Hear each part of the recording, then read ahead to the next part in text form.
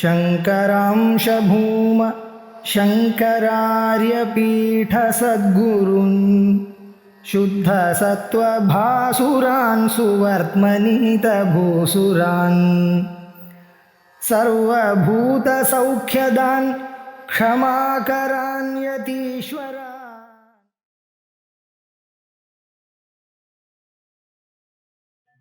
श्री शंकरानंद गुरुपादाम्बुजन्मने सविलास महामोह राहग्रासैक कर्मणे विद्यारण्य कृत पंचदशी ஏழாவது அத்தியாயம் திருப்தி தீப பிரகரணம். திருப்தி தீப பிரகரணம் என்ன இதுல ஆரம்பிச்சதுன்னா, பிருகதாரண்யகோபனிஷத்துல சொல்லக்கூடிய ஆத்மானம் சேத் விஜானியா அயமஸ்மீதி புருஷா அப்படின்ற ஒரு பதத்தை எடுத்துட்டார். அந்த ஸ்லோகத்தினுடைய அந்த பாகத்தை எடுத்துட்டு ஆத்மானம் விஜானியார், இந்த ஆத்மாவை அறிந்து கொண்டு தான் ஆகணும் அப்படின்னார். விஜானியார் எப்படி அறியணும்? நானே ஆத்மா, அயமஸ்மி, நான் தான் அந்த பிரம்மம் ஆத்மா என்று அறியணும் அப்படின்னு சொன்னார். அந்த ஒரு விஷயத்தை இப்போ விஸ்தாரமா சொல்றதுக்கு ஒரு எக்ஸாம்பிள் எடுத்தாரு.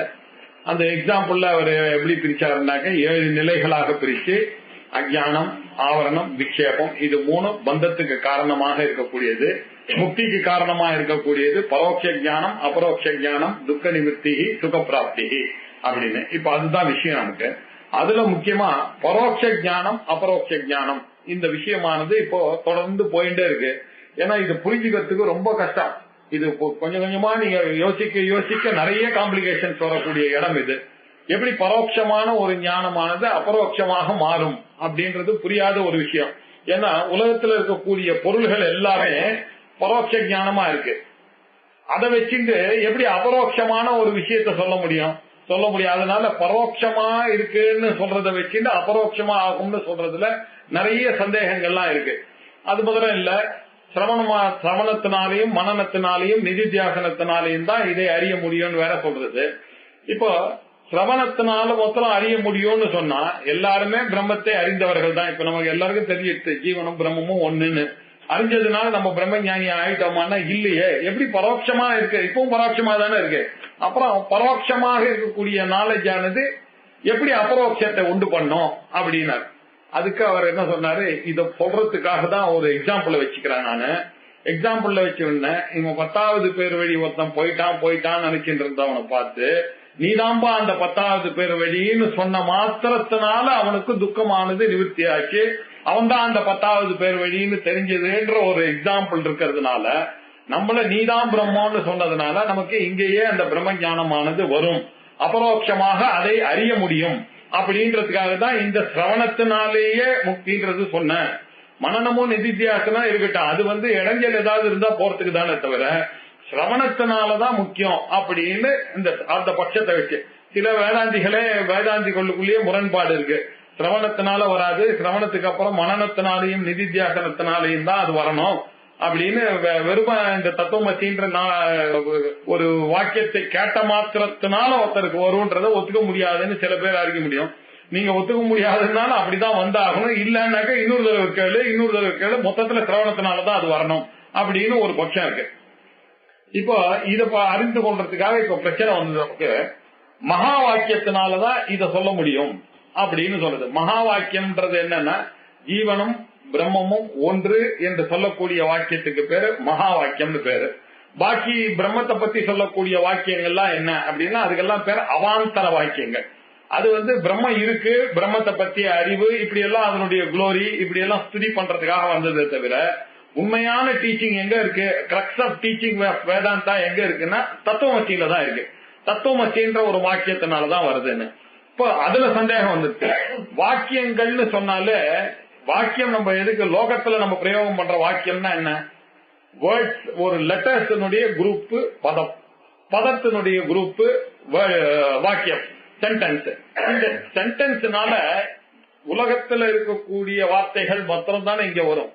இந்த பிரம்மமானது எப்படி இருக்குன்னா உலகத்தை விட அப்பாற்பட்டதான ஒரு வார்த்தையா இருக்கு.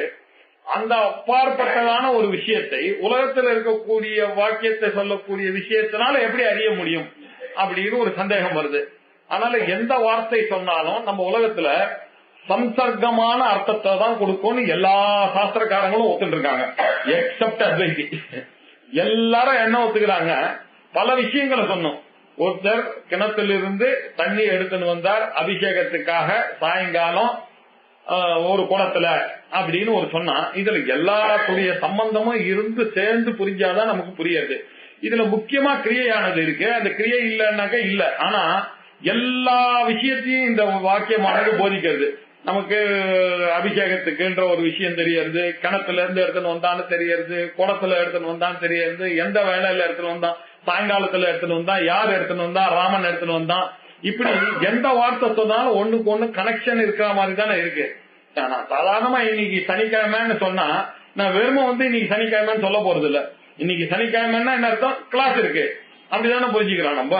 சோ சாதாரண எந்த ஸ்டேட்மெண்ட்டுமே ஒண்ணு கிரியைய சொல்லணும், இல்லைன்னா ஒரு விசேஷத்தை சொல்லணும். கிரியையை சொல்லக்கூடிய வாக்கியத்துக்கு அந்த எக்ஸாம்பிள் எடுத்துட்டோம், கணத்துல இருந்து தண்ணி எடுத்துன்னு வந்தான்னு. இது அது சம்சர்க்க போதகமான வாக்கியங்கள். எல்லா வாக்கியங்களும் சம்சர்க்கம் அப்படின்னாக்க ஒரு சம்பந்தத்தை சொல்லக்கூடிய வாக்கியங்களை தான் லோகத்துல நம்மளால பிரயோகிக்க முடியும். நம்மளை விட வேறான ஒரு பொருளை சொல்லக்கூடியதாகத்தான் அது இருக்கும். நம்ம எடுத்த எக்ஸாம்பிள் கிணறுன்றது நான் இல்ல, தண்ணின்றது நான் இல்ல, அபிஷேகம்ன்றது நான் இல்ல, எடுத்துன்னு வந்தவன் ராமன் நான் இல்ல. இப்படி என்னை விட வேறான பொருளை என் பொருட்டாக கொடுக்கக்கூடியதாக தான் எல்லா வார்த்தையுமே அமையறதுனா துவைத பரமாகத்தான் எல்லா வாக்கியமுமே உலகத்துல இருக்குமே தவிர அத்வைத பரமாக ஒரு வாக்கியம் கூட இருக்காது அப்படின்னு துவைத்தி பிடிச்சிட்டு இருக்கான். அத சம்சர்க்கத்தை சில பேர் சொல்றாங்க, இல்லப்பா அப்படி ஒரேடியா சொல்ல முடியாது, கிரியையில தான் தாற்பயம்னு. ஏன்னா கிரியையில தாற்பயம் இருக்கு இல்லன்னு அதை சொல்லவே இல்லை, சத்தியம் தான் நீ சொல்றது. எந்த வார்த்தை சொன்னாலும் கிரியையில தான் தாற்பயம் இருக்கு, இல்ல குணத்துல தாற்பயம் இருக்கு. சில சமயத்துல விசேஷமான வாக்கியங்கள்லாம் நம்ம யூஸ் பண்றோம். இன்னைக்கு சனிக்கிழமை அப்படின்னு சொன்னாக்க, இன்னைக்கு சனிக்கிழமை அப்படின்றது இந்த இன்னைக்கோட விசேஷமாக சனிக்கிழமை இங்க இருக்கு. இப்படிப்பட்ட போதகமான வாக்கியங்கள் எல்லாமும் இருக்கு இல்லையா. இந்த வாக்கியத்துல உங்களுக்கு செயலே இல்லையே அப்படின்னா, செயல் இல்லைன்னா கூட விசேஷமான ஒரு செயல் இருக்கு அதுல. மனசுல உங்களுக்கு இன்னைக்கு கிளாஸ்ன்னு தோன்றது இல்லையா, இப்படி ஒரு செயல் இருக்குதா, செயலோ குணமோ இல்லைன்னு சொல்ல முடியாது. அது விசிஷ்டார்த்த போதகமான வாக்கியமாகவும் இருக்கலாம், சம்சர்கார்த்த போதகமான வாக்கியமாகவும் இருக்கலாம். இது ரெண்டு தவிர வேற எந்த வாக்கியமும் உலகத்துல கிடையாது அப்படின்னு சொன்னான். சொன்ன உடனே அப்பா இது துவைத்தி பட்சி, இது விசிஷ்டாத்வைதி பட்சி, எங்க பட்சம் எங்களுக்குன்னு ஒரு பட்சம் இருக்கு. அது என்னன்னா, தேர் ஆர் சர்டன் வாக்கியம் உலகத்துல இல்ல ஒரேடியா சொல்லாதீங்க, அது அகண்டார்த்த போதகமான வாக்கியங்கள் இருக்கு. அப்படி அது என்ன அகண்டார்த்த போதகங்கள் வாக்கியம் அப்படின்னாக்க, ராமன் கிருஷ்ணன் அப்படின்னு சொன்னா ராமனே கிருஷ்ணன் ஆவான், கிருஷ்ணனே ராமன் ஆவான் அப்படின்னு புரிஞ்சுக்கிற மாதிரி இல்லையே. ராமர் வேற கிருஷ்ணன் வேற அப்படித்தானே நம்ம புரிஞ்சுப்போம். அது மாதிரி ஒரே வார்த்தை ஒரே அர்த்தத்தை ரெண்டு வார்த்தை சொல்லவே சொல்லாது அப்படின்னு சொன்னான். இல்லப்பா நீ புரிஞ்சவே இல்ல, தத் போமசி அப்படின்னு ஒரு வாக்கியம் இருக்கு. அந்த தத்து எதை சொல்றதோ அதையேதான் தொம்மும் சொல்றது. அந்த அசின்றது சும்மா ஒரு கன்ஜங்ஷனுக்காக போட்டது. தத்து ததேவ தொம் தொமேவ தத்து. என்ன உலகத்துல அந்த மாதிரி எங்கேயுமே வராது. நீங்க பாருங்க, இப்போ தங்கத்துக்காக தான் நான் செயினுக்கு வாங்கினேன், செயினுக்காக தங்கத்தை வாங்கினேன்னு சொன்னா சரியா வராது. Opposite need not be true அப்படிதானே இருக்கு. ஆனா இந்த இடத்துல பாருங்க, தத்து பொம்மசின்னு சொன்னா அந்த தத்தே தான் பொம்மை, பொம்மையதான் தத்து அப்படின்னு அந்த ஆர்குமெண்ட் சொல்லி இது அகண்டார்த்த போதகமா இருக்கு. தத்து என்ன சொல்றதோ அதே அர்த்தத்தை தான் பொம்மும் சொல்றது, பொம்மை எதை சொல்றதோ அதே தான் தத்துன்னு சொல்றது. இப்படி அகண்டார்த்த போதகமான வாக்கியங்களும் உலகத்துல இருக்கதான் இருக்கு. இது சாஸ்திரத்துல இருந்து சொல்றீங்க, லோகத்துல இருக்கா இருக்கு. சோயம் தேவதத்தா அப்படின்னு ஒரு விஷயம் இருக்கு. லட்சணையா ஒரு வாக்கியத்தை புரிஞ்சுக்கணும், வாக்கியார்த்தமா புரிஞ்சுட்டா வராது. இங்கேயும் வாக்கியார்த்தமா தத்துவமசின்றத நீங்க புரிஞ்சுனீங்கன்னா வராது. அது எப்படி அது நீ ஆகும், நீ எப்படி அதுவாகும், அதுன்னா பிரம்மம், நீனாக நானு, நான் எப்படி கடவுளாகவும் இருப்பேன், கடவுள் எப்படி நானாக இருப்பாரு, அது ரெண்டு சரியா வராது. வாக்கியார்த்தமா புரிஞ்சுக்காதீங்க. அதை என்ன பண்ணா அத லட்சணையா புரிஞ்சுக்கணும்.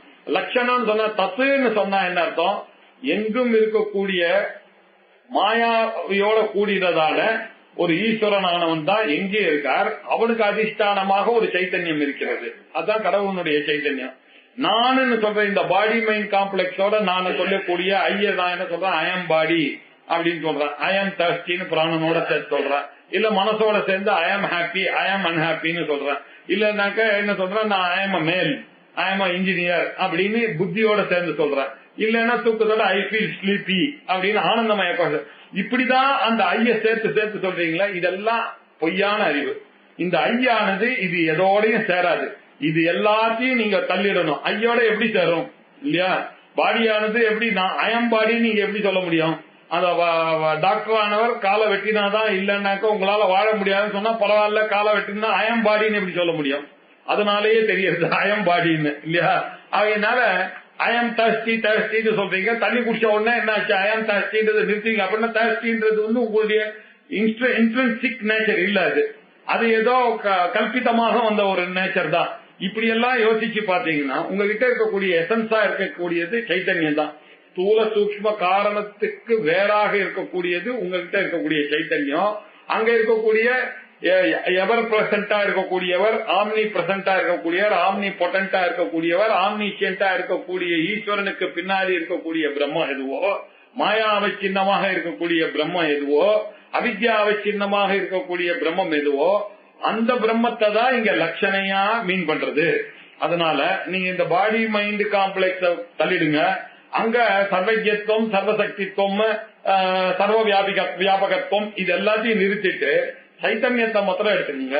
இங்க சைத்தன்யத்தை மாத்திரம் எடுத்துக்கீங்க.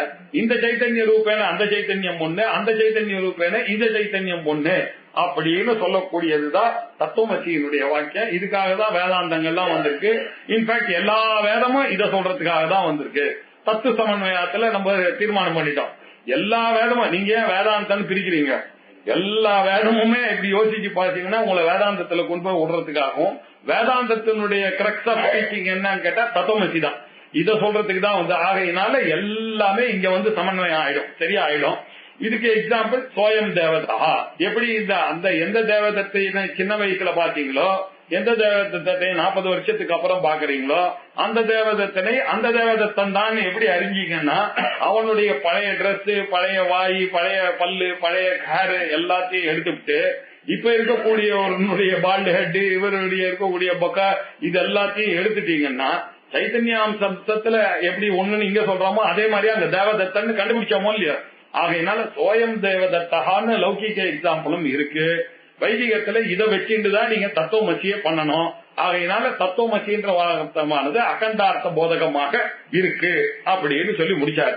ஆகையினால போன தடவை எப்படி முடிச்சான்னா, அகமர்த்த பரித்தியாகாத்தே அகம் பிரம்மா இதி தீஹி குதஹா அப்படின்னா. இப்ப அதெல்லாம் சொன்ன உடனே அவன் இன்னொரு ஒரு பிரச்சனையை எடுத்துன்னு வந்தான்.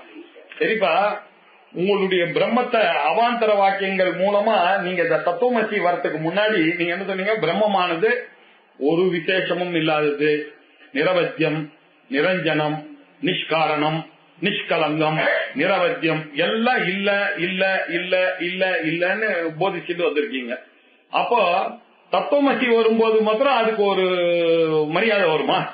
நிருபாதிகமான பிரம்மமானது வியாவகாரிக தசையில தத்துவமசின்னு நீங்க சொன்ன மாத்திரம் போது மாத்திரம் அப்ப அதுக்கு ஒரு வேலிடிட்டி வரும்ன்றத நம்ம எப்படி ஒத்துக்கிறது?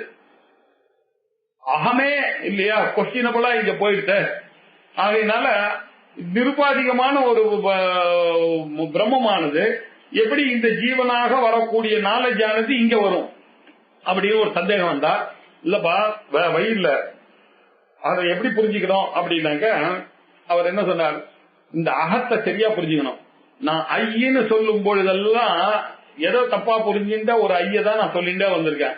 நான் புரிஞ்சின்றது வேணா தப்பா தவிர, ஆனா உண்மை என்னன்னா அந்த கான்சியஸோட இருக்கக்கூடிய ஐய நான் என்னோட மனசோட சேர்ந்து நான் ஆம்பளைன்னு புரிஞ்சுட்டேன், நான் பிராமணன்னு புரிஞ்சுட்டேன் இல்லையா? இப்படிதான் நான் புரிஞ்சுட்டு இருக்கேன். நான் தர்ஸ்டின்னு புரியும் போது எதாச்சு பிராணனுக்கு உண்டான தர்மத்தை ஐயில ஏற்றி வச்சு அத்தியாசத்தினாலதான் நான் இந்த ஐய எந்த சந்தர்ப்பத்திலயும் நீங்க பாத்தீங்கன்னா அந்த ஐன்ற கான்சியஸ்னஸ் விட்டு போகவே இல்லை நான் ஜீவன் சொல்லும் பொழுது. இதுதான் அந்த பாயிண்ட் தான் கேட்ச் பண்ணிட்டு அந்த உபனிஷதானது. நீங்க எப்ப பேசினாலும் உங்களுக்கு தெரியலன்றதுனால நீங்க ஐய விட்டுட்டு பேச முடியாது. அந்த ஐயானது உங்களுடைய கான்சியஸ்னஸ் ஆன ஐ தான். அந்த ஐ தான் மூணுத்துக்கு சம்பந்தப்படாம, ஜாகிரத் சொப்ன சுஷுப்தி மூணுத்துக்கு சம்பந்தப்படாம இருக்கக்கூடிய அந்த ஐயே, அந்த சைத்தன்யமானது நீங்க இதோட சேர்ந்ததுனால உபாதி ஆச்சு இல்லையா? அதனால உங்களுக்கு இந்த சந்தேகம், நிருபாதிகமான பிரம்மமானது எப்படி சோபாதிகமாக இருக்கக்கூடிய ஜீவனோட சேரும் அப்படின்னு கேக்குறீங்க. இங்கேயும் நிருபாதிகம் தான், அங்கேயும் நிருபாதிகம் தான். அப்ப வியாவகாரிக தசையில உபாதி இல்லன்னு சொல்றதுக்காக இந்த டீச்சிங் எல்லாம் வந்திருக்கு நமக்கு. உங்களுக்கு எந்த உபாதியும் கிடையாதுப்பா அப்படின்னு சொல்றதுக்காக ஸ்ருதியானது என்ன சொல்லிட்டு, நேத்தி நேத்தி நேத்தி நேத்தி நேத்தி நேத்தி அது இல்ல அது இல்ல, எது நீங்க உங்களுக்கு தெரியும்னு சொல்றீங்களா அது இல்ல. நீங்க எதெல்லாம் உங்க அறிவுக்கு உட்பட்டதோ அதுக்கு அப்பாற்பட்டவர் தான் நீங்க. எதெல்லாம் உங்களால் பார்க்கப்பட்டதோ அதெல்லாம் நீங்க இல்ல. எதெல்லாம் உங்களால் கேட்கப்பட்டதோ அது நீங்கள் இல்ல அப்படின்னு சொல்றதுக்கு காரணம் என்னன்னா, இதுக்கு அதிஷ்டானமாக இருக்கக்கூடிய பிரம்மம் எதுவோ அதுதான் அப்படின்னு சொல்றதுக்காக வந்தது. ஆகையினால நீங்க என்ன பண்ண, அதை அறியணும்னாக்க வேற வழி இல்லாம வியாபகாரத்துல நாங்க அந்த பிரம்மன் அறியறோம். அங்க பிரம்மத்தை அறியறதுக்கு காரணம் என்னன்னா, இங்க இருக்கக்கூடிய உபாதியை தள்ளுவதற்காகத்தான் அதை அறியறோம். இப்ப தத்துவமசியினால நம்ம என்ன அறியறோம்னா, இந்த உபாதியை தள்ளணும்ன்றது தானே அறியறோம். இந்த உபாதியை தள்ளிவிட்டு அந்த சைத்தன்யத்தை கொள்ள வேண்டும்ன்றதுக்காக தான் அறியறோம். ஆனா கொள்றதுனாக்க இது ஏதோ எடுத்துக்கிறது இல்ல. நீங்க அதை தள்ளும் பொழுது அதுல என்ன புரிஞ்சுட்டு இத இன்டெலக்சுவலா தள்ளிட்டீங்கன்னா நீங்க பிரம்மம்ன்றது உங்களுக்கு தெரியாது. அதனால இந்த பிரம்மமானது தெரிய உபாதி போகணும்ன்றதுதான் இங்க கண்டிஷனே தவிர, அதை எப்படி பார்க்கணும்னாக்க இந்த பாகத்தியாக லட்சணையாக நீங்க அதை புரிஞ்சுக்கணும். அந்த தத்துவமசியை சொல்லும் பொழுது நீங்க சில பாகத்தை எடுத்துக்கொள்ள வேண்டும், சில பாகத்தை விட்டுட்டு நீங்க இப்படி பண்ணாதான் உங்களுக்கு வரும் அப்படின்னு சொல்லணும்ன்றதுக்காக அவர் என்ன சொல்ல போறாரு இப்போ, அகம் அர்த்த பரித்தியாக. இந்த அகம் அப்படின்றதுடைய அர்த்தம் இருக்கு இல்லையா, அதை என்ன பண்ணணும்னா பாக லட்சணையை புரிந்து கொண்டு இந்த அன்னமயத்தையும் பிராணமயத்தையும் மனோமயத்தையும் விஞ்ஞானமயத்தையும் ஆனந்தமயத்தையும் தள்ளணும். இந்த பிஎம்ஐல இருக்கக்கூடிய பாடி மைண்ட் இன்டெலெக்ட் தள்ளி விட்டீங்கன்னாக்க என்ன பாக்கி நிக்கும், அகம்னு நிக்கிறது. அகம் அர்த்த பரித்தியாக. இது எல்லாத்தையும் நான் என்பதன் அர்த்தத்தை நீங்க என்ன பண்ணும், பாக்கி எல்லாம் தள்ளிவிட்டு அந்த ஜீவபாவத்தெல்லாம் தள்ளிவிட்டு என்ன பாக்கி இருக்கோ அந்த பாகத்தை தான் அகம் பிரம்மா, அந்த அகத்தை தான் அந்த நானதான் பிரம்மா இது ஜி ஆனது வருகிறதுன்னு சொல்றீங்களே, அது எப்படி வரும் அப்படின்னு அவன் கேட்டான். இது எல்லாத்தையும் தள்ளினா பிரம்ம ஜி வரும் அப்படின்னு சொல்றீங்களே, அது எப்படி வரும், நான் எப்படி பிரம்மமாக அப்படின்னு சொன்ன, எதை தியாகம் பண்றது எதை விடுறது அப்படின்னு சொன்னா, அப்பா இப்படி புரிஞ்சுக்க கூடாது. எதெல்லாம் அம்சஸ்யஹி தியாகா, இந்த பாகலட்சணத்தினால எந்தெந்த அம்சம் உங்களுக்கு பிரதிபந்தகமா இருக்கோ அந்த அம்சங்களை எல்லாம் தள்ளி விட்டா பாக்கி என்ன நிக்கிறதுன்னு யோசிச்சு பாருங்க. பாக்கி ஏதோ ஒண்ணு நிக்கணும்ல, ஏதோ ஒண்ணு நீங்க என்ன விசாரம் பண்ணாலும் ஏதோ ஒண்ணு பாக்கி நிக்கணும் இல்லையா, அந்த பிரம்மன் தான் நாங்க சொல்ற பிரம்மம். அத பாகத்தியாக லட்சணத்தினால்தான் பண்ணித்தான் ஆக வேண்டும் அப்படின்னு சொன்னார். அதனால அகண்டார்த்த போதகமான இருக்கக்கூடிய அந்த வார்த்தைகள் மூலமாக நமக்கு நான் எனக்கூடியதான ஒரு அறிவானது ஏற்படும். அது ஏற்படாதுன்னு நீ சொல்ல முடியாது. அது இன்டெலக்சுவலாக மென்டலி அதை நீங்க தியாகம் பண்ணித்தான் ஆகணும் இல்லையா. எப்படி மென்டலி தியாகம் பண்றதுன்னா என்ன சார் தியாகம் பண்றது அப்படின்னாக்க ஒரு எக்ஸாம்பிள் சொன்னோம். இப்ப நான் என்ன ட்ரெஸ் போட்டு ஆரஞ்சு கலர் ட்ரெஸ் போட்டுட்டு இருக்கேன் நான் வச்சுக்கோங்க. ஆனா ஆரஞ்சு கலர் ட்ரெஸ் போட்டிருந்தாலும் எனக்குள்ள எனக்கு தெரியுமா இல்லையா, நான் என்ன கலர், நான் கருப்பா வெளுப்பா மாநிறமான்றது எனக்கு தெரியுமா இல்லையா. அந்த நிறமானது போட்டு இருக்கிற ட்ரெஸ்ஸா டிசைட் பண்ணும். அது டிசைட் பண்ணாது இல்லையா. நீங்க என்ன கலர்னு கேட்டானாக்க நான் என்ன சொல்றேன், சார் நான் ஆரஞ்சு, சார் நான் ஆரஞ்சு போட்டிருக்கேன், நான் கருப்பு கலர் போட்டா நான் கருப்பு கலர் நான் சொல்ல போறேன் இல்லையா. நீங்க என்ன பண்றீங்க அப்ப நான் கேட்கும் போது, எதை உடனமோ அதை விட்டு கூடவே இருந்தா கூட அதை விடுறீங்க, எதை பிடிச்சுக்கணுமோ அதை பிடிச்சிட்டு நீங்க என்ன கலர்னாக்க நான் பதில் சொல்றேன். இது பாசிபிள் தானே லோகத்துல, அப்படிதானே. நான் ட்ரெஸ் இல்லாம எப்படி வர முடியும், நீங்க யாருன்னு கேட்டா ட்ரெஸ் இல்லாம. அதே மாதிரிதான் நமக்கு மைண்டுன்னு ஒரு ட்ரெஸ் இருக்கு இல்லையா, நமக்கு மைண்டுன்னு ஒரு ட்ரெஸ் இருக்கு, பாடின்னு ஒரு ட்ரெஸ் இருக்கு. நம்ம புரிஞ்சுக்கும் போது வாசாம் சிகீர்ணானி யதா விஹாய, இந்த எப்படி ஒரு ட்ரெஸ் ஆனது ஜீரணமான உடனே தூக்கி மாத்திக்கிறோமோ அதே மாதிரி அந்தந்த சமயத்துக்கு ஏற்ற மாதிரி நம்ம புரிந்து கொண்டு எதை எடுத்துக்கணுமோ அதை எடுத்துக்கிறோம், எதை உடனமோ அப்படி. லோகத்திலேயே அப்படிதானே இருக்கும். இப்ப நான் படத்தை காமிச்சு பாருங்க இது எங்க காலேஜ்ல எடுத்தேன் அப்படின்னு சொல்லிட்டு காமிச்சா நான் எங்க இருக்கேன் பாருங்க, நான் எங்க இருக்கேன்னு நான் கேட்பேன். நான் எங்கேயாவது அப்படின்னா என்ன அர்த்தம்? அந்த படத்தினுடைய சம்பந்தத்தை வைத்துக் கொண்டு நான் எங்கே இருக்கிறேன் அப்படின்னு கேட்டேன். நீங்களும் என்ன பண்ணீங்கன்னா இப்ப உலர்றான பைத்தியமாயிட்டான்னு நினைக்கவே இல்லை. இதுதான் நீங்கன்னு வேற காமிக்கிறேன், தத்துவமசி காமிக்கிற மாதிரி நீங்க தான் காமிக்கிறான். லோகத்துல அப்படித்தானே புரிஞ்சுக்கிறோம். சிலதை விட்டு சிலதை புரிந்து கொள்ளுதுன்றது லோகத்துல இயற்கை. அதே மாதிரிதான் தத்துவமசியை நம்ம புரிஞ்சுக்கணும். இங்க வரும்போது மாத்திரம் ஏன் அந்த பிரச்சனை வருது உங்களுக்கு? தத்துவமசி அப்படிதானே, சில விஷயத்தை தியாகம் பண்ணணும், சில விஷயத்தை கொண்டுதான் நீங்க புரிக்கணும். அதனால ஒண்ணு எந்த அம்சத்தை தியாகம் பண்றதுன்றது மாத்திரம் நீங்க இன்டெலக்சுவலா புரிஞ்சுட்டீங்கன்னாக்க அதை தியாகம் பண்ணு, எந்த அம்சமா நீங்க இருக்கீங்கன்றதே அதை எது மிஞ்சறதோ அது என்று புரிந்து கொள்ளலாம். அதை கொள்ளலாம் கூட சொல்லலாம். நானு அது எது மிஞ்சறதோ அதுதான் நீங்க அப்படின்னு புரிஞ்சுங்கன்னா இந்த தத்துவமசியானது நிச்சயமாக புரியும் அப்படின்னு சொன்னார். சொல்லிட்டேன். அந்த கரண சந்தியாகா அவசிஷ்டே சிதாத்மனி, அந்த கரணத்தை விட்டு அவசிஷ்டே எது பாக்கி நிக்கிறதோ, ரிமைண்டரா என்ன நிக்கிறதோ அதுதான் சித் ஆத்மா. இந்த சிதாத்மனி, அந்த சிதாத்மாலதான் அகம் பிரம்மா, நான் பிரம்மமாக இருக்கேன் அப்படின்ற வாக்கியத்தினால, தத்துவமசின்ற வாக்கியத்தினால அவர் சொன்னோடனே எனக்கு என்ன புரிஞ்சதுன்னா அகம் பிரம்மாஸ்மி அப்படின்னு நான் புரிஞ்சேன். அகம் பிரம்மா அஸ்மி, அயம் மீதி புருஷா அப்படின்ற ஒரு என்ன ஆத்மானம் சேத் விஜானியா அயமஸ்மி புருஷனா, அயமஸ்மி அந்த பிரம்மமாக நான் இருக்கிறேன் அப்படின்றது இந்த வாக்கியத்தினால வருகிறது. அந்த வாக்கியமானது எப்படி இருக்கு? பிரம்மத்துவம் சாட்சினி, அந்த பிரம்மத்தை என்கிட்ட இருக்கக்கூடிய சாட்சியாக இருக்கக்கூடிய மூணு நிலைகளையும் அப்பாற்பட்ட அவஸ்தாத்திரைய சாட்சி தான் என்னுடைய உண்மையான சொரூபம்.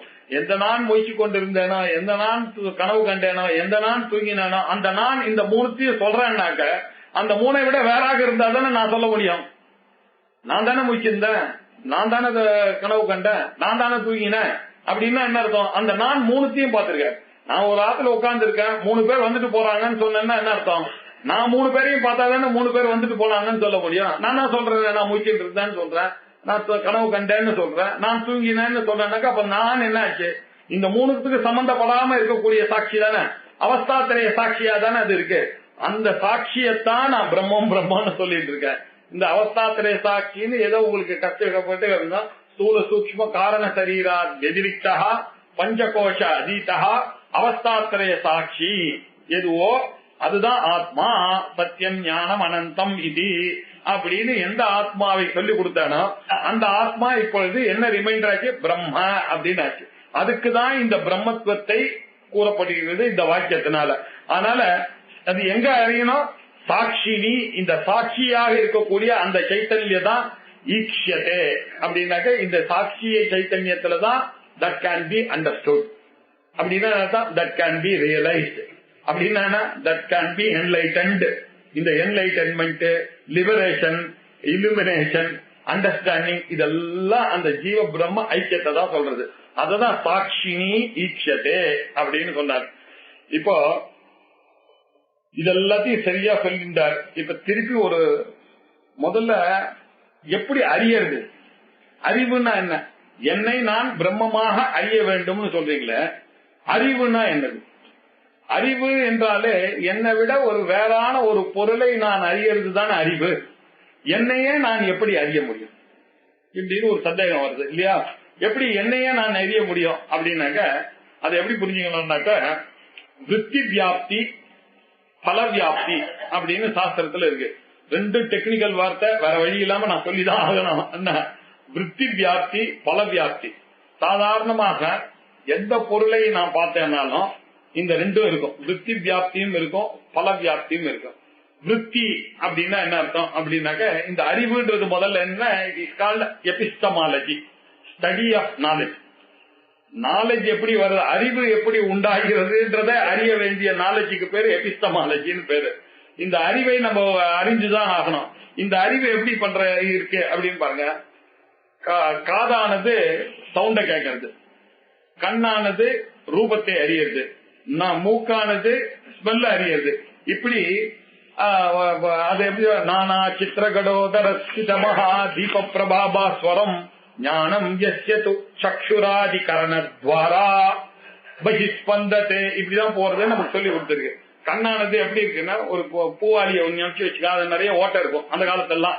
நான் அப்படி தண்ணி எடுத்தா நாலா பக்கமா தண்ணி போற மாதிரி என்கிட்ட என்ன பண்ணுது, இந்த பக்கம் 2 ஓட்டை வழியா போறது, இந்த பக்கம் ஓட்டை இருக்கு, இந்த பக்கம் ஓட்டை இருக்கு, இந்த ஓட்டை வழியா தான் என்னுடைய அறிவெல்லாம் போறது இல்லையா. இந்த கண்ணாது ஏதோ இடத்துக்கு போய் அதை பார்த்துட்டு என்கிட்ட திருப்பி வருது. காதானது அதை கேட்டுட்டு என்ன கேட்டேன்னு என்கிட்ட திருப்பி வருது. மனசு அப்படிதான். இப்ப நான் பேசிட்டே இருக்கும் பொழுது திடீர்னு உங்களை பார்த்து நீங்க அமெரிக்காவுக்கு போனீங்களே நல்லா இருக்குதான் கேட்டோம்னா ஒரு செகண்ட்ல நீங்க அமெரிக்காவுக்கு போறீங்க. எப்படி உங்களுடைய மைண்ட் ஆனது அமெரிக்காவுக்கு போச்சு இல்லையா, அதுவே ஒரு ஆச்சரியம். ஆனா அமெரிக்காவுக்கு உங்க மைண்ட் போச்சுன்றது உங்களுக்கு தெரியுது அப்படின்னா என்ன, ஆத்மாவோட போயிருக்காது தெரியறது இல்லையா உங்களுக்கு. நீங்க ஆத்மா இப்ப ஒரு நிமிஷம் பேசுறீங்களே, போன வாரம் அவர் வந்தார் அப்படின்னு நம்ம தேடினோடனே யார் வந்தாரோ அவர் எல்லாருக்கும் ஞாபகம் வருது. நம்ம எப்படி போன வாரத்துக்கு போனோம், எல்லாருடைய மைண்டு போன வாரத்துக்கு போனோம், அவர் பார்த்ததை அறிந்தோம், திருப்பி அந்த அறிந்தது எனக்கே தெரியறதுன்னா என்ன அர்த்தம், கூடவும் அந்த ஆத்மா போயிருக்கு. இப்படி விருத்தியானது வெளியில போறது. விருத்தினாக்க தாட், அந்த தாட்டானது இட் டிராவல் இல்ல இட் பர்வே அப்படின்றதுல நமக்கு ஒன்னும் பிரச்சனையே இல்லை. இந்த விருத்தியானது போய்கொண்டேதான் இருக்க. தாட்டுனாக்க என்ன அர்த்தம், போகதான் போகும். எங்க இது போகும், மனசுல இருந்து போகும். Thought goes out of mind, மைண்ட்ல இருந்து தானே போகும். மைண்ட் தான் வேற எங்க இருந்து போகும், கண்ணுல இருந்து காதுல இருந்தெல்லாம் போகாது, மைண்ட்ல இருந்து தான் போகும். அந்த மைண்ட் ஆனது எங்க போறது அப்படின்னாக்க அதுக்கு ஒரு பிரமாணத்தின் மூலமாக தான் போகும். அறிவானது எனக்கு வரணும்னாக்க என்னை நாடிதான் அந்த தாட்டானது இருக்கு. அது என்ன பண்ணுது, என் கண் வழியாக போச்சு. என்னுடைய சக்ஷுஷன்றது இத பார்த்தேன், இத பார்த்த உடனே இது மொபைல் அப்படின்னு எனக்கு ஞானம் வந்ததுன்னா எப்படி ஞானம் வந்து, என் கண் அங்க போய் பார்த்தது. ஒரு இன்ஸ்ட்ருமெண்டா இருக்கு என்னுடைய கண்ணு. எது இன்ஸ்ட்ருமெண்ட், இந்த நாலேஜுக்கு. நாலேஜ்னா என்ன, பிரமா. பிரமாவுக்கு காரணமாக இருக்கக்கூடியது எது, என்னுடைய கண்ணு. அதனால அதுக்கு பேர் பிரமாணம்னு பேர். தத்துவமசின்ற ஒரு நாலேஜுக்கு காரணமாக இருக்கிறதுனாலதான் ஸ்ருதி பிரமாணம் பேர் இருக்கு. பிரமா கரணம் பிரமாணம். அறிவை உண்டு பண்ண எதுவோ அது பிரமாணம். அறிவை எதுனால உண்டாச்சு, கண்ணுனால உண்டாச்சு. விருத்தியானது என்ன பண்ண, சக்ஷுஷ்னால போச்சு. முதல்ல போன உடனே இதெல்லாம் சாஸ்திரத்துல ரொம்ப டீப்பா அனலைஸ் பண்ணிருக்காங்க. அந்த விருத்தியானது போய் என்ன பண்றது, இங்க ஒரு குடம் இருக்குன்னாக்க என்னுடைய விருத்தியானது அந்த குடத்து மேல போய் அப்படி உட்காருது. என்னுடைய வேண்ட போன உடனே இத ஃபுல்லா குடமாக அந்த தாட்டானது மாறுறது. தாட்டானது மாறி என்னாச்சு, அந்த எண்ணமானது நேர போய் அதுவாகவே மாறிட்டு. இந்த எண்ணமானது போனோம்னாக்க வெறும் மைண்ட் மாத்திரம் போகுமா அப்படின்னாக்க, மைண்டும் ஜடமாச்ச, அது எப்படி மைண்டு தனியா போகும். நான் இல்லாம, உயிர் இல்லாம என்னுடைய மைண்டு, நான் இல்லாம அந்த மைண்ட் எப்படி போகும் யோசிச்சு பாருங்க. கண்ணு வழியா இது போச்சு, இந்த பிரமாணம் காரணம். எது போச்சு, மைண்டு போச்சு. மைண்டு போய் இந்த பொருளை பார்த்தது. இந்த பொருள் ஆன உடனே அந்த மைண்ட்ல இருக்கக்கூடிய அந்த தாட்டு பொருளா மாறிட்டு, அந்த பொருளா மாறுறதுக்கு காரணம் மைண்டுன்னு தெரியாது. அந்த மைண்ட் நான் இல்லாம எப்படி மைண்ட் இருக்கும், என்ன தவிர ஒரு மைண்டே கிடையாது. இவ்வளவு நாள் நம்ம படிச்சுட்டே வந்திருக்கோம் இல்லையா, பாடி மைண்ட். நான் இல்லாம வேக்கிங்கும் கிடையாது, நான் இல்லாம சப்பனமும் கிடையாது, நான் இல்லாம தூக்கமும் கிடையாது. மூணுத்திலயும் நான் உயிரோட இருந்துதானே ஆகணும், நானும் ஆத்மா இருக்கணும். அதனால இப்ப என்னாச்சு, ஆத்மாவும் சேர்ந்து போறது. இதை எப்படி புரிஞ்சுக்கிறதுனா, சிதாபாசனம், சித்து தான் போறது. ஆனா சித்து வந்து எங்கேயும் போகாது, அது ஆல் பர்வேடிங்கா இருக்கு. என்கிட்ட பிரம்மமா இருக்க நானு, அது எங்கேயுமே போகாது. அது இல்லாத இடமே இருந்தாதான் போகும். ஆனா அது பிரதிபலித்ததுனாதான் அந்த மைண்ட் போகும். சோ சித் பிரதிபலித்த சைத்தன்யம், அந்த காரணம் இருக்கு இல்லையா, அதுதானே சித் பிரதிபலித்த சைத்தன்யம். இதுதான் போறது. அங்க போய் அதுவா மாறிட்டு, மாறின உடனே என்னாச்சு, இது என்னதுன்னு எனக்கு தெரியாம இருந்தது. இது போன உடனே இது என்னதுன்னு தெரிஞ்சது. இந்த அஜ்ஞானமானது போச்சு. நான் இது என்னமோ யாரோ தடுக்கிற மாதிரி இருக்குன்னு பார்த்தா ஒருத்தர் நின்று இருக்காரு. அந்த அஜ்ஞானமானது என்னுடைய தாட் அவர் மேல போய் உழுந்தது. உழுந்த உடனே இந்த கேமரால எடுத்த மாதிரி எனக்கு என்ன தெரிஞ்சதுன்னா, என்னுடைய அஜ்ஞானம் யாரோ வராருன்னு நினைச்சது. இது என்னதுன்னு பாக்கிறதுக்காக இப்படி இந்த பேஜ்ல இந்த வார்த்தையை நான் தேடினா அது எனக்கு புரிக்கிறது. அப்படின்னா என்ன அர்த்தம், என்னுடைய விருத்தியானது அங்க போய் வியாப்தியாச்சு. வியாப்தியான பிறகு எது வியாப்தி ஆச்சுன்றத பார்த்தா அங்கதான் தகராறு வருது. என்னுடைய கண்ணுக்கு அந்த பவர் கிடையாது, நான் இல்லாம கண்ணு வேலை செய்யாது, மைண்ட் இல்லாம கண்ணு வேலை செய்யாதுன்னு நம்ம புரிஞ்சுக்கிறோம். ஆனா மைண்டும் இப்போ வேதாந்தம் வந்தவொடனே நமக்கு நான் இல்லாம மைண்டும் வேலை செய்யாது. அதனால நான் அந்த மைண்ட்ல பிரதிபலிச்சு அந்த மைண்ட் அந்த கண்ணு வழியா போய் அந்த கண்ணு அந்த ஆப்ஜெக்டா போய் அந்த ஆப்ஜெக்டா மாறி அது என்னதுன்றது இப்ப காமிச்சு கொடுத்துட்டு திருப்பி எனக்கு வரணுமே, அப்பதானே அறிவு வரணும். அப்போ அது என்ன ஆச்சுன்னா அந்த ஷேப்லெஸ்ஸா இருக்கக்கூடிய என்னுடைய தாட் ஆனது அங்க போய் அந்த குடம்ன்ற ஷேப்பை போய் என்வலப்பாச்சு. என்வலப்பாயி இந்திரிய வியாபாரத்தின் மூலமாக அது இப்ப என்ன ஆச்சுன்னாக்க இதை டெக்னிக்கலா விஷயாக்காரமாக மாறிட்டு, குடமாகவே என்னுடைய தாட்டானது விஷயாக்காரமாக மாறிட்டு மைக்காக இதை பார்க்கும்போது மைக்கா மாறுறது, கடத்தை பார்க்கும்போது கடமா மாறுறது, படத்தை துணியை பார்க்கும்போது படமா மாறுறது, இந்த படத்தை பார்க்கும்போது படமா மாறுறது, எல்லாம் சேர பார்க்கும்போது சேரா மாறுறது, இப்படி விஷயாக்கார விருத்தியாக பாருது. இதுக்கு இந்த விருத்தி இந்திரிய வியாபாரத்தினுடைய பலன். இதான் இந்திரிய வியாபாரத்தினுடைய பலமானது என்ன அப்படின்னு பார்த்தா இது என்னதுன்னு காமிச்சு கொடுக்கிறது. இத காமிச்சு கொடுத்த உடனே இது குடம் அப்படின்னு நான் அறிகிறேன். இந்த இந்திரிய வியாபாரத்தினுடைய பலன் என்ன? இது குடம் என்ற அறிவு. என்னுடைய அறிவானது தாட்டானது அங்க போய் அது என்னதுன்னு பார்த்த உடனே இப்ப எனக்கு தெரிஞ்சிச்சு இது குடம். ஒவ்வொரு செகண்ட்லயும் நம்ம பண்ற காரியம் இதான் நமக்குள்ள ஏற்படுகிறது. நம்ம தாட் அங்க போறது, அந்த பொருளை பாக்குறது, பொருளை பார்த்தோன்னா அந்த பொருளா மாறுறது, அதுக்கப்புறம் அந்த பொருள் தான்ற அறிவை எனக்கு தெரியப்படுத்துறது. அதுதான் கரெக்டா.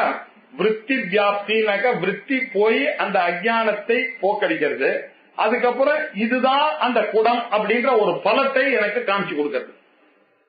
இதுதான் நடக்கிறது.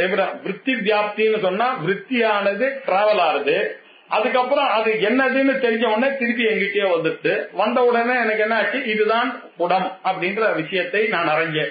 இப்படி விருத்தி வியாப்தி பல வியாப்தி அப்படின்னு இதான் சொல்றோம்.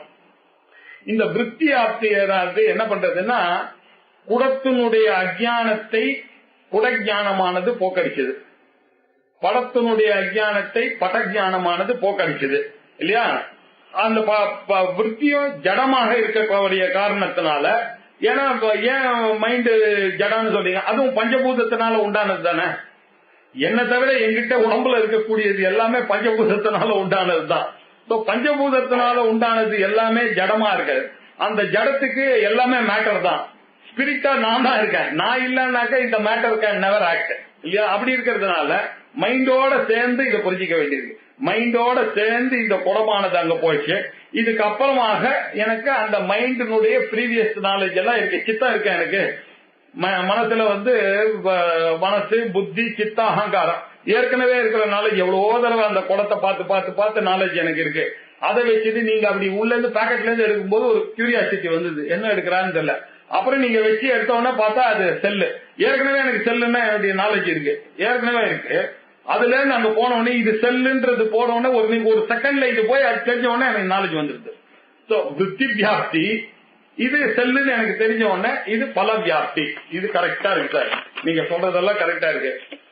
இதெல்லாம் பொருளுக்கு கரெக்டா வரும். ஏன்னா பொருளானது உலகத்துல இருக்கு, என்னுடைய தாட்டானது அந்த பொருள் மேல போகும். நீங்க இருக்கீங்கன்னாக்க என்னுடைய தாட்டானது உங்க மேல போகும், உங்களை போய் பர்வேட் பண்ணும். பர்வேட் பண்ண இவர் யாரோ மனுஷனா இருக்காருன்னு அதுக்குள்ள என்னுடைய சித்தத்துல எனக்கு சுகுமாரன் எவ்வளவு நாளா தெரியும் சார். உடனே இவர் சுகுமார்னு தெரியுது, எனக்கு சுகுமார்னு தெரிஞ்சிருச்சுன்றது இதுக்கு நல்லா வருது. பொருளுக்கு விருத்தி வியாப்தி பல வியாப்தி ரெண்டுத்துமே ஒத்துக்கொள்ள முடியும். ஆனா பிரம்மமானது எங்க இருக்கு உலகத்துல? அது எப்படி விருத்தி வியாப்தியினால வரும் பல வியாப்தியினால வரும் அப்படின்னு சொன்னா இப்ப இன்னும் கொஞ்சம் அதை விசாரம் பண்ண வேண்டியிருக்கு. இப்ப நம்ம என்ன பண்றோம், ஒரு இது விருத்தி வியாப்தி பல வியாப்தியை புரிஞ்சுட்டோம், இது அப்படியே சைட்ல வைப்போம். இப்ப நம்ம சாதாரணமா போனோம்னாக்க நம்ம என்ன பண்றோம்னாக்கா ஒரு ரூம்குள்ள போனா லைட்டே இல்ல, அங்க என்ன பொருள்கள்லாம் இருக்கு அப்படின்றதே தெரியல நமக்கு.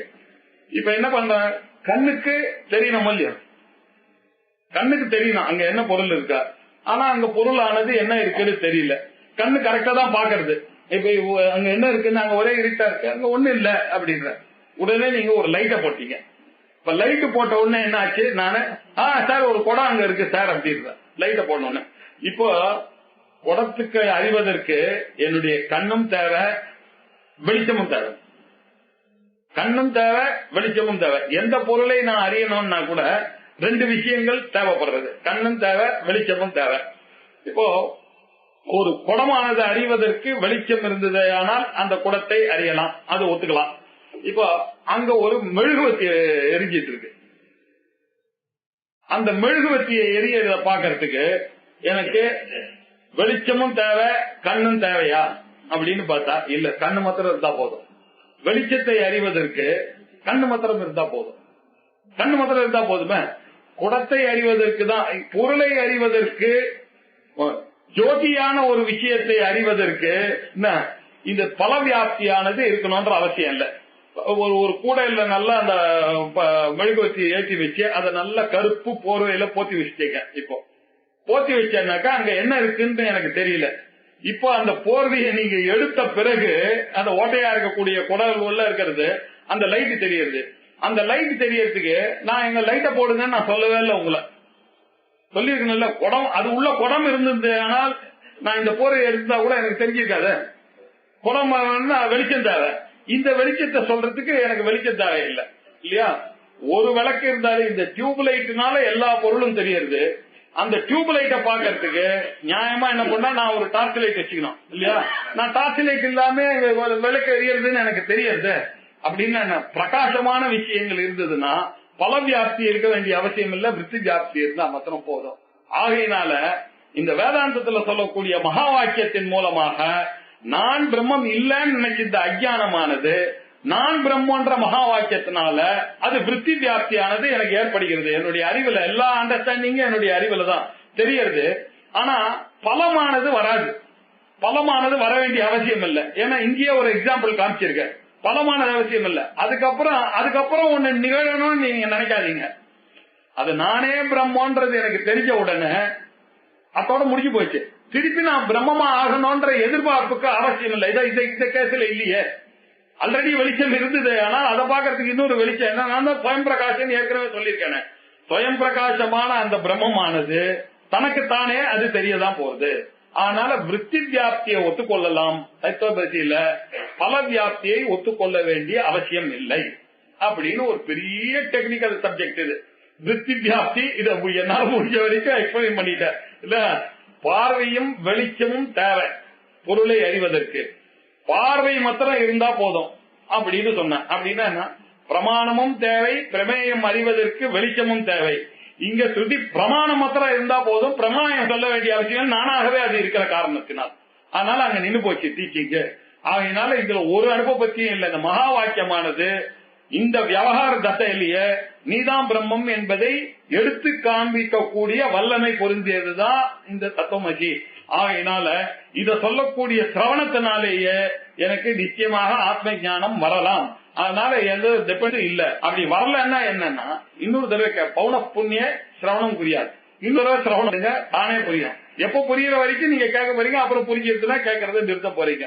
அவ்வளவுதான் இங்க விஷயமே தவிர, சிரவணத்தினாலேயே தத்துவமசின்ற சிரவணத்தினாலேயே ஆத்ம ஞானம் உண்டுன்னு சொல்றதை இல்லன்னு சொல்ற மதக்காரர்கள் எல்லாரையும் இவர் கண்டிச்சுட்டே வர்றார். ஒவ்வொருத்தரையா இப்ப சொன்னார், அது உபாதியாச்சு, அது அகம் பிரம்மான்றது எப்படி தெரியும் அப்படின்னு கேட்டார் இல்லையா.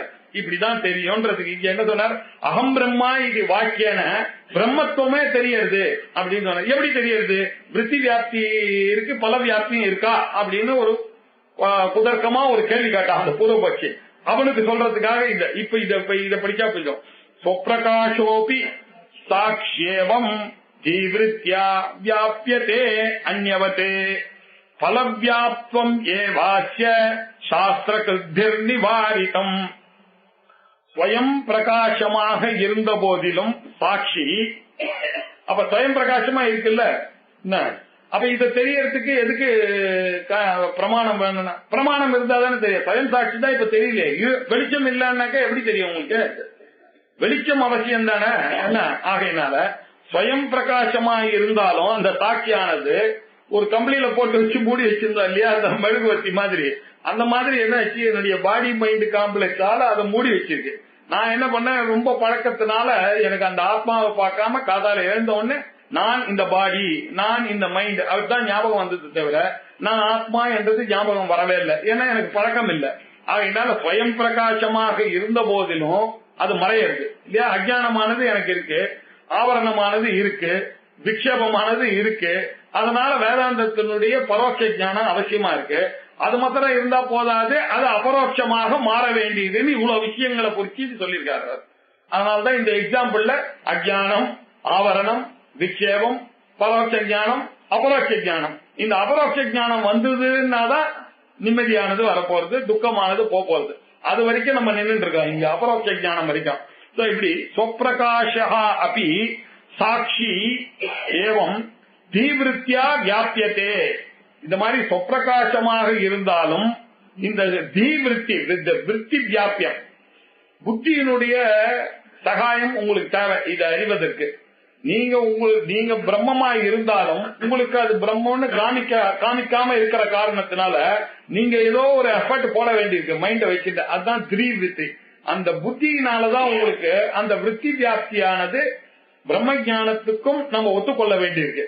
ஆனா பல வியாப்தின்னு சொல்லும் பொழுதுதான் அது எப்படி பலமாக ஆகும். வெளிச்சத்தை பார்க்கறதுக்கு இன்னொரு வெளிச்சம் தேவையில்லையே அப்படின்னு சொப்பிரகாசமாக இருக்கக்கூடிய இந்த சாட்சியை பார்க்கறதுக்கு மற்ற அந்நியவத்து ஒரு குடத்தை பார்க்கறதுக்கு எப்படி உங்களுக்கு பார்வையும் வெளிச்சமும் தேவைப்பட்டதோ அதே மாதிரி இதுக்கும் புத்தி விருத்தியானது தேவைப்படுறது.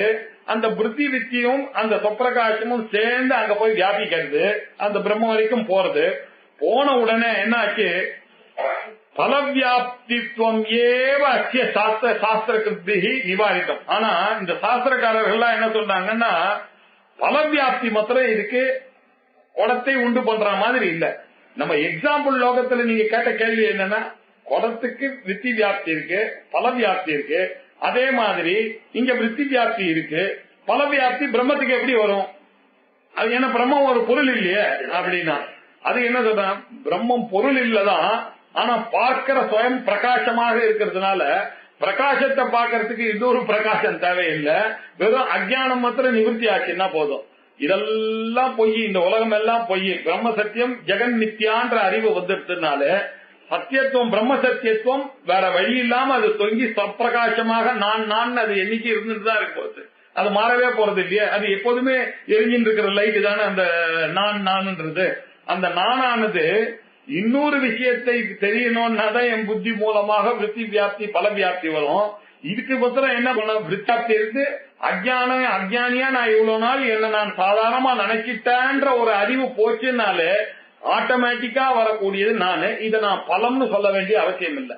பாக்கிக்கெல்லாம் என்னை விட வேறான பொருளுக்கு தான் பலத்தை எதிர்பார்க்கறேன். இருக்கிற பலனை நான் எதிர்பார்க்கல. தானே இந்த அறிவு போன உடனே சுயமா அதுவே எரிஞ்சிட்டு அதுக்கப்புறம் எனக்கு தெரிய வேண்டிய அவசியம் இல்லையே. எதெல்லாம் தெரிய வேண்டிய அவசியம்? இந்த உலகத்துல ஏதாவது ஆகணும்னா தான் எனக்கு தெரிய வேண்டிய அவசியம் இல்லைன்னா என்ன அர்த்தம், நானு ஞான ஸ்வரூபமாகவே ஆயிட்டேன்.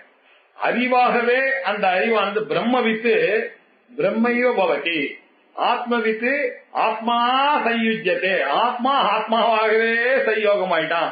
பிரம்மமானது பிரம்மமாகவே ஆயிடுச்சு.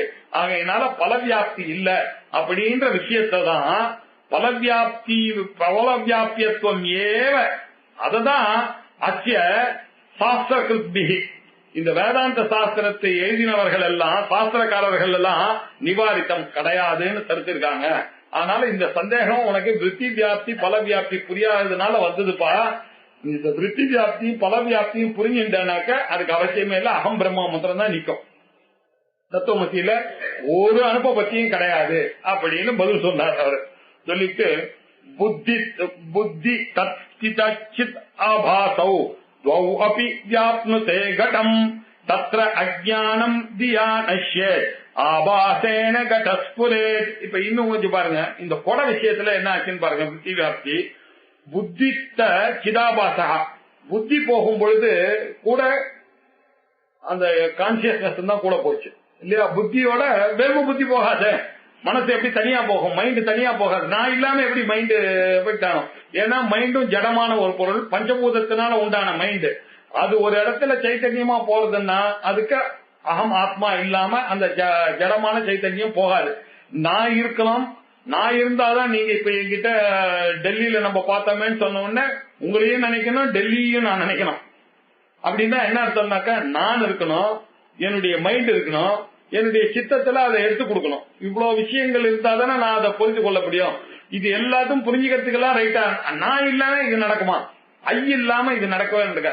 அதனாலதான் ததே ஜதி தன்னை ஜதி தூரே தத்வந்திகே அப்படின்னு சொல்லும் போது, நீங்க தூரமா போறதுக்கு முன்னாடி உங்க ஆத்மா உங்க மைண்டுக்கு முன்னாடி போய் திருப்பி வந்துருச்சு. அதனாலதான் உங்களுக்கு நீங்க இவ்வளவு நேரம் நான் அமெரிக்கால இருந்தேன், 5 நிமிஷமா நான் அமெரிக்காவை பத்தி யோசிச்சுட்டு கிளாஸ்ல இருந்தேன்னு உங்களுக்கு தெரியுது. அப்படின்னா நீங்களும் கூட போயிருக்கீங்க மைண்டோட. உங்க மைண்டு போறதுக்கு முன்னாடி அது போய் நிக்கிறது. தத் ஏஜதி தன்னை ஜதி, அது எங்கேயும் போறது இல்ல. ஆனா உங்க மைண்டு போச்சுன்னாக்கா அது உங்க மைண்டுக்கு முன்னாடி போகும். அது தூரத்துக்கு தூரமாகவும் போகக்கூடிய வல்லமையா இருக்கு. அது கிட்டக்க உங்க கையிலேயே இருக்க மாதிரி தத் தூரே தத் வந்திகேச்ச இப்படி எல்லாம் சொல்லி புரிய வைக்கிறது இந்த சிதாபாசனுடைய ரோல தான் புரிய வைக்கிறது. இப்படிப்பட்ட புத்திஸ்த சிதாபாசா, புத்தியில இருக்கக்கூடிய அந்த ரிஃப்ளெக்டட் சைத்தன்யம், அந்த ரிஃப்ளெக்டட் சைத்தன்யமானது அப்படி வியாப்னுதா கடம், கடத்தை பொறுத்த வரைக்கும் புத்தியும் வேணும், சிதாபாசனம் 2 பேரும் போடும். குடத்துக்கு குடத்தை அறிவதற்கு உங்களுடைய மைண்டும் போகணும், ரிஃப்ளெக்ட் சைத்தன்யமா இருக்க. ஆத்மா எங்கேயும் போகாது. அதனால ஆத்மா போகணும்னு சொல்றத நான் கொஞ்சம் மாற்றி சிதாபாசன் போவான் அப்படின்னு சொல்றேன். சித்து மாதிரியே இருக்கிற ஏதோ ஒண்ணு அந்த மைண்டோட சேர்ந்து போகுது. அது சித்து மாதிரி இருக்கிற ஆபாசம், அது உண்மையான பாசம் இல்ல. சித்து பாசம் எங்கேயும் போகாது, அசங்கமா தானே இருக்கும். சிதாபாசம் அந்த மைண்ட் போறதுனால மைண்டோ கான்சியஸ்னஸ் இல்லாம அதுக்கு போக முடியாது. அதனால அது போறதுனால சிதாபாசன் சொன்னேன். இந்த சிதாபாசனானவன் புத்தியானது 2மே போய் வியாப்னுதா கடம், ஒரு கடத்தை போய் அங்க போய் மாறிச்சு. போன உடனே என்னாச்சு, என்னுடைய தாட்டானது குடமாக மாறிச்சு. தத்திர அஜ்ஞானம் தியா நச்சேத், என்னுடைய புத்தியினால நான் இதுவரைக்கும் அறியலன்னு நினைச்ச விஷயம் இப்போ அறியட்டு. இது பார்த்துட்டேன். நான் பார்த்த பிறகு அந்த தியாஷியத்து, அந்த புத்தியினால அந்த அஜ்ஞானமானது இது என்னதுன்னு தெரியல, இது குடம்னு தெரிஞ்சிட்டு அந்த அஜ்ஞானமானது போயிடுது. ஆபாசேன கடஹா ஸ்புரேது, அப்போ சிதாபாசனால அந்த குடமானது பிரகாசிக்கிறது. அந்த குடமானது சிதாபாசனால பிரகாசிக்கிறது. அதனால எனக்கு அது குடம் என்ற பல வியாப்தியானது ஏற்பட்டது இல்லையா? குடத்தை பொறுத்த வரைக்கும் விருத்தி வியாப்தியும் ஒத்துக்கிறோம், பல வியாப்தியும் ஒத்துக்கிறோம். ஆனா அந்த ஆத்மா விஷயத்துல மாத்திரம் இந்த ஆபாசத்தை ஒத்துக்கொள்ள முடியாது. அதை சொல்லணும். இப்போ பிரம்மணி அஜ்ஞான நாசாய, இப்பதான் பெரிய இந்த சாஸ்திரங்களுடைய ரொம்ப துரூகமான ஒரு விஷயத்தை இந்த ஸ்லோகத்துல சொல்ல போறாரு. பிரம்மணி ஞான நாசாய, பிரம்ம விஷயத்துல இருக்கக்கூடிய அஜ்ஞானம் போவதற்கு விருத்தி வியாப்தி அபேட்சிதா. விருத்தி வியாப்தி நீங்க ஒத்துண்டுதான் ஆகணும். பிரம்மத்தை அறிவதற்கு உங்களுடைய தாட்டு, உங்களுடைய விஞ்ஞானமய கோஷமானது நீங்க ஒத்துண்டுதான் ஆகணும். அதுலதானே நம்ம கிளாஸ் எல்லாம் நடத்துறோம். அதனால விஞ்ஞானமய கோஷத்துல இருக்கக்கூடிய புத்தியானது பிரம்ம ஜானத்துக்கு, பிரம்ம அஜ்ஞானம் போனோம்னாக்க பிரம்மத்தை அறியணும்னா உங்க விருத்தியானது பிரம்மத்தை பத்தி அறிந்து கொண்டுதான் ஆக வேண்டும். அதனால அஜ்ஞான நாசத்துக்கு. ஆனா ஸ்வயம் ஸ்புரண ரூபத்வாது, அது தன்னைத்தானே அறியத சிதாபாசனா இருக்கிற சமயத்துல அது மைண்ட்ல போக இருக்கிறதுனால சித்தனுடைய பாசி தேவைப்பட்டது. அந்த சித்தை அறிவதற்காக அந்த பல வியாப்தியானது, நான் குடத்தை பார்த்தேன், அந்த குடம் உங்களுக்கு காமிச்சு திருப்பி வந்தது. உங்களை நீங்க அறியறதுக்கு உள்ள நீங்க போகும் பொழுது அதை அறிந்தேன்னு சொல்றதுக்கு இன்னொரு ஐ தேவைப்படாது. இதுக்கு ஒரு ஐ தேவைப்பட்டது. இந்த குடத்தை அறிய, இதை எந்த ஐ அந்த குடத்தை அறியணும்னு ஆசைப்பட்டானோ அந்த குடத்தினுடைய அறிவு அந்த ஐக்கே வந்துருச்சு. இங்க பாருங்க, அந்த ஐய நான் எப்படி அறிய முடியும்? அந்த ஐய நான் குடம் மாதிரி அறிந்த அது இதுவாயிடுமே. இதுவா எப்படி, நான் எப்படி இதுவா மாறும்? எக்காரணத்தை கொண்டு இதுவா மாறும். என்னால் அறியப்பட்ட பொருள் நானா மாற மாட்டேன். எனக்கு மைக்க தெரியும்னா மைக்கு நானா ஆக மாட்டேன். எனக்கு புக்க தெரியும்னா நான் புக் ஆக மாட்டேன். எனக்கு எங்க அப்பா தெரியும்னா நான் எங்க அப்பா ஆக மாட்டேன். என்னுடைய ஒய்ஃபா எனக்கு தெரியும்னா என் ஒய்ஃபா நான் ஆக முடியாது. அப்படின்னா என்ன அர்த்தம்? நான் எதையாவது விருத்தி வியாப்தி பல வியாப்திக்கு ஹேதுவா இருக்கக்கூடிய விஷயங்களோட நான் ஐடென்டிஃபை பண்ணிட்டேன்னா நானே அப்ப அதுவா மாறிடுவேன்னாக்கா அது சரியாவே வராது இல்லையா? உலகத்தில் இல்ல. அதனால விருத்தி வியாப்தி பல வியாப்தின்றது ஐய தவிர பாக்கி எல்லா இடத்துலயும் அப்ளிகபிள். ஆனா இந்த ஆத்மா விஷயத்துல மாத்திரம் விருத்தி வியாப்தி மாத்திரம்தான் அஜ்ஞான நாசகம் வரைக்கும் அபேட்சிதம் இருக்குதான் இருக்கு. ஆனா ஸ்வயம் நானுன்னு தெரியறதுக்கு அது பல வியாப்தியானது இங்க ஏற்பட வேண்டிய அவசியம் இல்ல. ஆகையினாலதான் இந்த ஆத்ம விஷயத்துல அந்த அகம், நீ கேட்ட கேள்வி என்னச்சு, அகமே இல்லாம போயிடுச்சுன்னா எப்படி பிரம்ம தெரியும்னா, இந்த அகம லட்சணத்தையா புரிஞ்சுட்டான்னா இந்த அகமானது போயிடும், நீ பிரம்மமா இருப்ப. அப்ப அந்த அகன்ற பேரும் உனக்கு கிடையாது. இப்ப அதை புரிய வைக்கிற விருத்தி வியாப்தி வர வரைக்கும்ன்றதுக்காக தான் நான் அகம் பிரம்மாஸ்மி என்று நீ அறி தத்து தோமசின்னு சொன்னேன். தத்து தோமசின்ற வைக்கிறது அஜ்ஞான நாசகம் ஏற்படுறது. ஆனா அதனால உண்டாகக்கூடிய பலனானது சுயமாகவே அது ஏற்படுகிறது. அதனால இது ஒரு ஸ்பெஷல் கேஸ். இது நீ இப்படி எல்லாம் இது சிரவணத்தினாலேயே ஏற்படுகிறது. அதனால என்ன நீ இப்படி எல்லாம் காணல் பண்ண முடியாது. அதனால பரோட்சமான ஒரு அறிவானது அபரோட்சமாக மாறும். இந்த பிரம்ம அகம் பிரம்மான்ற விஷயத்துல எப்படி பாக்கி விஷயத்துலதான் அபரோட்சமாக நீ குலத்தை புரிஞ்சிட்டு இருக்கியோ, அதே மாதிரி இதுல எப்படி புரிஞ்சுக்கிறதுன்றது உன்னுடைய கேள்வி. அதுக்குதான் இந்த விருத்தி வியாப்தி பல வியாப்தி சிதாபாசனை எடுத்துன்னு வந்துட்டானேக்க, இதுவும் உங்களுக்கு புரியும். ஆகையினால் நீ பிரம்மம் என்பது இந்த சாஸ்திரங்கள்னால அறிய முடியும். சாஸ்திரமானது விருத்தி வியாப்தியை ஒத்துக்கொள்கிறது, பல வியாப்தியை தான் மகா வாக்கியங்கள் ஒத்துக்கொள்ளவில்லை. பாக்கி விஷயத்துல விருத்தி வியாப்தியை ஒத்துக்கிறது, பல வியாப்தியும் வருக. அதனால உனக்கு இந்த சந்தேகம் இந்த சந்தேகம் இப்படி யோசிச்சானாக்கா அது நிவர்த்தி ஆயிடும். அதனால பரோட்சமான அறிவு அகம் பிரம்மா என்று அபரோட்சமாக ஆகும் அப்படின்னு சொல்லி இந்த முடிச்சிட்டார். சக்ஷு தீபோ அபேட்சத்தே கடாதி தர்ஷனே யதா. அதை இன்னும் கொஞ்சம் எக்ஸ்பிளைன் பண்றாரு. குடம் விஷயத்தை பார்க்கறதுக்கு குடத்தை நீங்க கடாதி தர்ஷனே, கடத்தை நீங்கள் தரிசனம் பண்ணணுமே ஆனால் உங்களுக்கு என்ன தேவை? சக்ஷுஹு தீபம், கண்ணும் வேணும் வெளிச்சமும் வேணும் இல்லையா? கண்ணும் வேணும் வெளிச்சமும் வேணும்ன்றது தேவைப்படுறது. தீப தரிசனே, தீபத்தை தரிசனம் பண்றதுக்கு உங்களுக்கு சக்ஷுரேகம் அபேட்சத்தை, கண்ணு மாத்திரம் தானே உங்களுக்கு வேணும். அது இன்னொரு வெளிச்சம் வேண்டாம, you don't require torch light to see whether it is burning. நான் ஏன் பார்க்கணும்? அது எரிய தெரிய போறது, கண்ணுக்கே தெரிய போறது இல்லையா? அதே மாதிரிதான் இங்க தத்துவமசின்ற வாக்கியத்தினால அந்த வாக்கியத்தினுடைய விருத்தி வியாப்தியானது இருக்கு. ஐயா நான் இது வரைக்கும் நினைச்சிட்டு இருந்த, நான் ரொம்ப லிமிட்டட்னு நினைச்சிருந்த அந்த அறிவானது போகிற வரைக்கும் அது யூஸ் ஆகுது. நானே பிரம்மம்ன்றது அது ஜொலிக்கவே இல்லை, அது ஆட்டோமேட்டிக்கா அது வந்துடுது. எப்படி ஒரு குடத்தை பார்க்கும் போது தீபம் வெளிச்சம் ரெண்டுத்தினுடைய தேவையும் இருந்தது. ஆனா ஒரு தீபத்தை பார்க்கறதுக்கு கண்ணு மாத்திரம் இருந்தா போதும், அஜ்ஞான நிவர்த்தி மாத்திரம் இருந்தா போதுமே, பிரமாணம் மாத்திரம் இருந்தா போதுமே தவிர பிரமேயம் அதை ஒழித்து காமிக்க வேண்டிய அவசியமே இல்லை எனக்கு. ஆகையினால பிரமாண சுதி பிரமாணத்தின் மூலமாக நானே பிரம்மம் என்பதை அறிய முடியும். அதுல பிரமேயமாக இருக்கக்கூடிய வஸ்துவாக இருக்க வேண்டிய அவசியம் இல்லை. அப்படி இருந்தாதான் இதுவாயிடும். பிரமேயம் பிரம்மான்னு சொன்னா அங்க பிரச்சனை வந்துடும். ஆகையினால இந்த பிரமேயத்துல பிரமாணத்துல சந்தேகம் வரக்கூடாதுன்றதுக்காக தான் சிரவணம். இந்த சிரவணத்தினாலேயே பிரமேயத்தினுடைய சந்தேகமும் போவதற்கான சான்சஸ் இருக்குன்றது இப்ப நம்ம ஒத்துட்டோம். ஏன்னா அந்த தசமஸ்தமசி வாக்கியத்துல அவனுக்கு இருந்த அஜ்ஞானம் என்ன, 10வது பேர் வெளி செத்து போயிட்டான்னு நினைச்சான். நீதான் அந்த 10வது பேர் வெளின்னு போன உடனே அவனுக்கு சந்தோஷமானது. ஆகையினால இந்த பிரம்ம ஞானமானது சிரவணத்தினாலேயே வரலாம். அப்படியும் எனக்கு பிரமாண ஞானத்துல ஒன்னும் சந்தேகம் இல்லை சார். பிரமேயத்துல இப்ப கூட இந்த விருத்தி வியாப்தி விஷயத்துல கொஞ்சம் தகராறு இருக்குன்னு சொன்னா இன்னும் கொஞ்சம் மனனம் பண்ணு. அப்ப பிரமேய அசம்பாவனை அதுக்காக தான் மனனம் வந்திருக்கே தவிர உத்தம அதிகாரியா இருக்கிறவனுக்கு சிரவணத்தினாலேயே இது வரும். மனனமோ நிதித்தியாசனமோ கண்டிப்பா இருக்கணும்ன்ற அவசியம் இல்ல. அப்படி சில ஆச்சாரியர்கள் எல்லாம் சொல்ற மாதிரி அது இல்ல.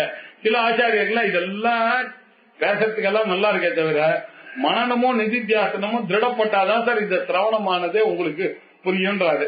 இவர் எந்த கட்சினாக்க இது நானே உனக்கு இங்கேயே சிரவணத்தினால வரும்னு எஸ்டாப்ளிஷ் பண்றேன் அப்படின்னா மனனமோ இதுவோ இது செகண்டரியா நீங்க வச்சுக்கீங்க. சிரவணத்தினாலேயே அது வரப்பட்சத்துல give your focus only for சிரவணம். மனனமும் நிதித்தியாசனமோ அதுக்கு எய்டா வச்சுக்கீங்கன்றாரு. அவங்க எல்லாம் என்ன சொல்றாங்க, சிரவணத்துக்கு எய்டா இருக்கக்கூடிய எய்டா இருக்குன்னு சொல்லுறீங்க, அதனாலதான் இது அவனுக்கு ஸ்பிருத்தியா இருக்குன்னு இது சின்ன வித்தியாசம். அந்த அதனாலதான் பாமதிக்காரர் எல்லாம் என்ன பண்றாரு, இந்த நிதித்தியாசனம் இதெல்லாம் ஒத்துக்கிறாரு அவர். யோகம் இந்த நிதித்தியாசனம் இந்த விவரணக்காரர் மதம்னு ஒண்ணு இருக்கு. அவர் என்ன பண்றாரு, அவரெல்லாம் சிரவணத்தினாலேயே அப்படின்னு. இவர் என்ன பண்றாரு, ஆச்சாரியால் எங்கேயோ பாஷ்யத்துல சொல்லியிருக்காரு மனநம் நிதித்தியாசன அபேட்சை இல்லாம சிரவணத்தினால வராது அப்படின்னு ஒரு இடத்துல சூச்சனை பண்றாரு. இவர் என்ன பண்ற எவ்வளவு இடத்துல பகவான் வந்து சிரவணத்தினாலேயே சூச்சனை பண்ணிருக்காரு வாக்கிய விருத்தி முழுக்க. ஆகையினால நான் அந்த கட்சியை எடுத்துக்கிறேன். ஆச்சாரியாளுடைய அபிப்பிராயம் இதுதான், சிரவணத்தினாலேயே பிரம்ம ஞானமானது ஏற்படும் அப்படின்றதுக்காக இவர் தானே சொன்னார்னாக்க இதுல ப்ராப்ளம் வரும்ன்றதுனால அவர் என்ன பண்ணாரு, இத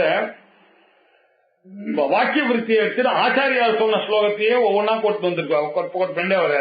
இவருடைய ஐடியாவை எப்படி அவர் சொன்னாரு, இப்படி எடுத்துட்டு வந்துட்டு எங்கெல்லாம் தேவைப்படுமோ அங்கெல்லாம் வாக்கிய விருத்தின்னு ஆச்சாரியால் பண்ண மகா வாக்கிய விருத்தியிலிருந்து ஸ்லோகத்தை எடுத்து அடாப்ட் பண்றதுனால இப்ப இவருடைய ஐடியாவும் ஆச்சாரியாளுடைய ஐடியாவும் ஒன்னா. இதுதான் ட்ரெடிஷனல் நாலேஜ். நாராயணம் பத்மமும் வசிஷ்டம்னு வந்த நாலேஜ் இந்த வித்யாரண்யர் சொல்றதான பஞ்சதசி அப்படின்றதுனாலதான் இந்த பஞ்சதசிக்காரர் சொல்றத பின்னாடி வந்து நிச்சலதாசரோ இந்த யோகானந்தான்னு ஒருத்தர் வேதாந்த சாரம்னு எழுதியிருக்கார். அதுக்கப்புறம் கிருஷ்ணாத்வரின்னு ஒருத்தர் வந்து வேதாந்தா பரிபாஷா எழுதியிருக்கார். இவர் வந்து வாக்கிய விசார சாகரம் எல்லாத்துலயும் அவங்க என்ன பண்றாங்க, இந்த பஞ்சசியினுடைய தீப பிரகரணத்தை கோட் பண்ணாம யாருமே எழுதுறது இல்லைன்னு தெரிகிறதுனாலயே அவங்க எல்லாம் எந்த அளவுக்கு வித்யாரண்யரை வேல்யூ பண்ணாங்க. ஆச்சாரியால் துல்லியமா நினைச்சதுனாலதான் நான் எந்த காரியம் சொல்லிட்டாலும் நான் ஒரு பஞ்சதசி ஸ்லோகத்தை சொல்லிவிட்டானாக்க அதுக்கப்புறம் நீங்க யாரும் பேசக்கூடாது, நான் தான் ஜெயிச்சேன்னு ஆயிடுச்சு. அந்த அளவுக்கு இவர் திருப்தி தீப பிரகரணத்துல அவ்வளவு ரசிச்சு எழுதியிருக்காரு. எல்லாம் டெக்னிக்கலா தான் இருக்கு, ஆனா புரிஞ்சுட்டோம்னாக்க ஒரு சந்தோஷத்தை கொடுக்கும். புரியறது கொஞ்சம் கஷ்டம் தான், இல்லன்னு சொல்ல எல்லாம் டெக்னிக்கலா இருக்குல்ல. சம்சர்க வாக்கியம்னு சொன்னா தகராறா இருக்கு, அது விசிஷ்ட போதகமா இருக்குன்னு சொன்னா இதெல்லாம் கொஞ்சம், ஆனா புரிஞ்சுட்டோம்னாக்க எல்லாம் புரியும். அகண்டார்த்தவாதம் அப்படி எடுத்துன்னு வந்தார். அங்கேருந்து எடுத்துன்னு வந்து அகண்டார்த்தவாதத்துல இருந்து எடுத்துன்னு வந்து தத்துவமசியினுடைய இம்பார்ட்டன்ஸ் எடுத்துன்னு வந்து அந்த தத்துவமசியினுடைய வாக்கியத்தின் மூலமா எப்படி நாலேஜ் ஆனது வருது அப்படின்னு சொல்றதுக்காக விருத்தி வியாப்தி பல வியாப்தி எல்லாம் டெக்னிக்கல். என்ன நியாயமா நீங்க கதவு போட்டுட்டு சொல்ல வேண்டியது இல்லைன்னா இருந்து ஓடிடுவாங்க.